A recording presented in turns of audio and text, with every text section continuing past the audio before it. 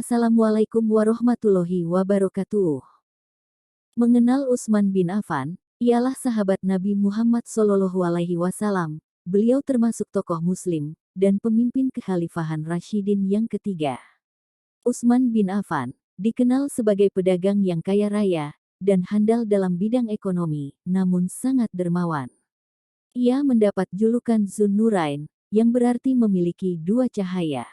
Julukan ini didapat karena Utsman telah menikahi putri kedua dan ketiga dari Rasulullah, yaitu Ruqayyah dan Ummu Kulsum.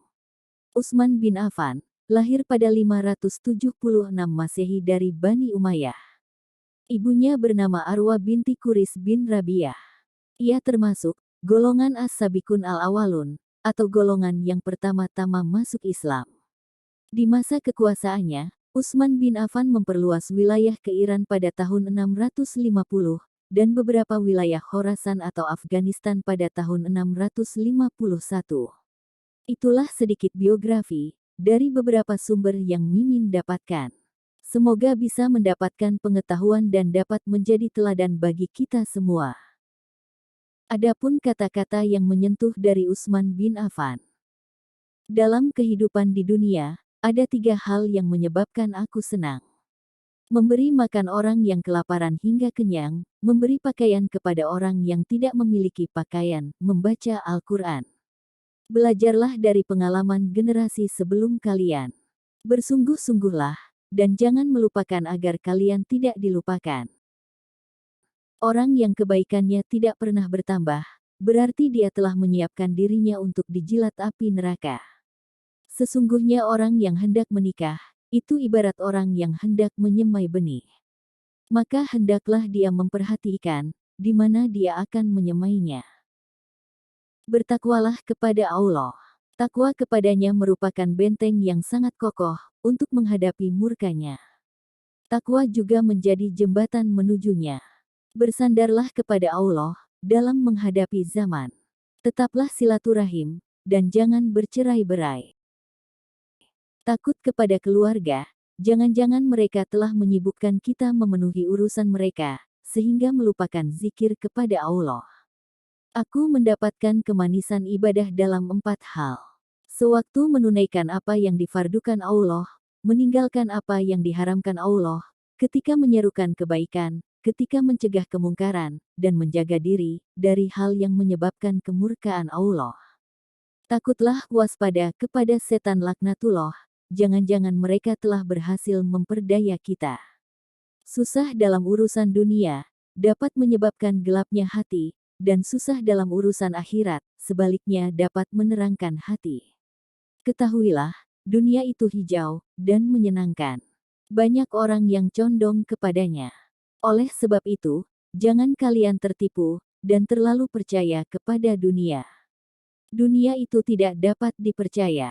Kalian harus tahu, dunia itu tidak akan meninggalkan orang yang meninggalkannya.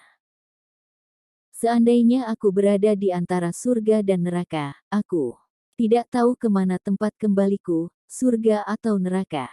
Dan seandainya aku diberi hak untuk memilih, maka aku akan lebih memilih untuk menjadi abu, sebelum aku mengetahui tempat tinggalku yang abadi.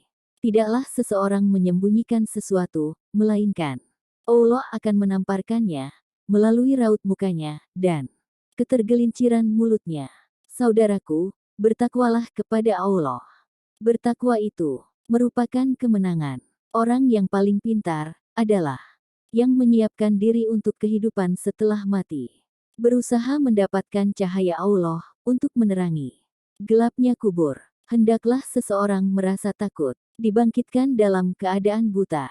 Ada 10 hal yang sungguh sia-sia, yaitu orang alim yang tidak ditanyai tentang ilmunya, ilmu yang tidak diamalkan, pendapat benar yang tidak diterima, senjata yang tidak dipakai, masjid yang tidak dipakai untuk sholat, Al-Quran yang tidak dibaca, harta yang tidak diinfakan, kuda kendaraan yang tidak ditunggangi, ilmu suhud di hati orang yang cinta keduniaan, dan umur panjang yang tidak digunakan untuk mencari bekal ke akhirat.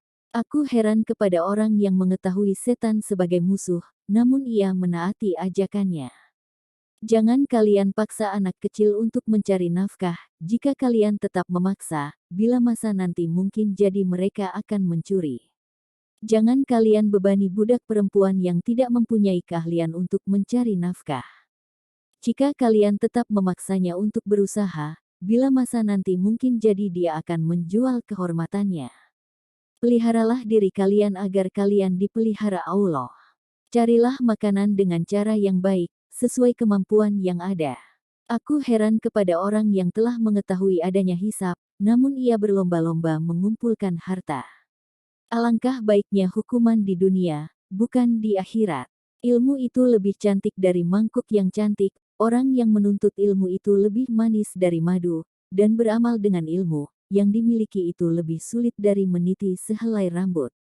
Ingatlah, kalian berada di tempat yang terus berubah. Manfaatkanlah sisa umur kalian dengan baik. Bersiaplah menjemput ajal sebaik mungkin. Dan jangan lupa, kematian pasti datang menjemput pada waktu yang tak terduga. Dalam kehidupan di dunia, ada 3 hal yang menyebabkan aku senang. Memberi makan orang yang kelaparan hingga kenyang, memberi pakaian kepada orang yang tidak memiliki pakaian, membaca Al-Quran. Semoga dengan kata-kata beliau, dapat menginspirasi kita semua, untuk mendapatkan ridha Allah Subhanahu wa Ta'ala. Mimin pamit, mengundurkan diri sampai bertemu di video selanjutnya.